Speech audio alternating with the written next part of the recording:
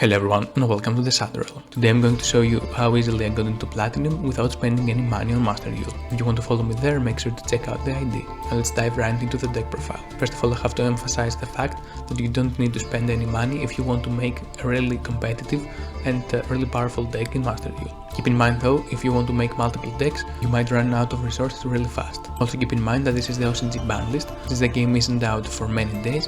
I'm suspecting that here at TCG we're going to get a separate ban list later down the road. But regardless, even if we don't get the separate ban list, we can choose to play the OCG cards and still have great results. Personally, I love the combo decks, so that's why I choose to play Bird Up. You can definitely make it to Platinum with another deck, but in this instance I'm going to showcase this one. We're of course playing the standard ratios. We're playing 1 copy of the Draco, triple copies of Cobalt Sparrow, 2 copies of Sapphire Swallow, 3 copies of Warbler, 3 copies of Nervall, 3 copies of Beryl Canary, 2 copies of Celestine Wagtail. Now, as I mentioned previously, we can certainly play Maxi in this deck, and in this instance we might also want to play the Crossout Designator, but I would personally hold back on purchasing Maxi for the time being, because we don't know if we are going to get a separate ban list. Moving on, we're playing the triple copies of Ash Blossom and Joyous and the 1 copy of the Bear statue. Now of course you can always play the Avian in this deck, but because it's really early in this game's life, no one is really prepared to deal with the Bear statue, and most people surrender after they see the Bear statue. You could also include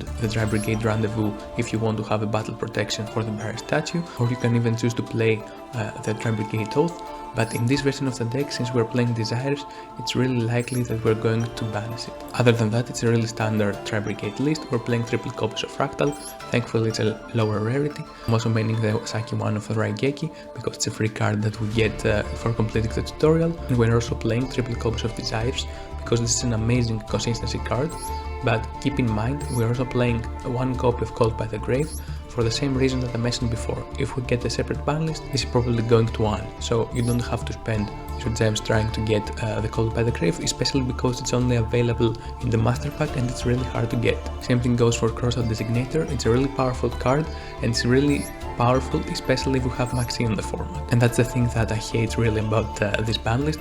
Every deck has to play triple copies of Ash, triple copies of Maxi, 2 Crossout Designators and 2 Called by the Grave. You can choose to completely skip over the combo decks and decide to play a deck like Eldritch that doesn't require you to have any access to hand traps, and you can break boards with Lava Golem, with Eldritch on the Lord, or any other trap card that you have. Also, another thing that's different from a common DCG list is the fact that I'm not playing the Downer Magician, because I choose to include in the extra deck 1 copy of Desperate Doom Mingle and 1 copy of Axico Talker. Another thing that you have to keep in mind when building a deck for Master Duel is the fact that in ranked mode you don't have the ability to choose cards after game 1, because there's only 1 game. So the way that we're building decks inside this game is going to be very different from the TCG. Now I'm going to pass it over to some ranked replays that I'm hoping you to find interesting and give you a general idea how to operate this deck. My general impressions are really positive, and I think Konami really heard the community and delivered on a product that everyone enjoys to play,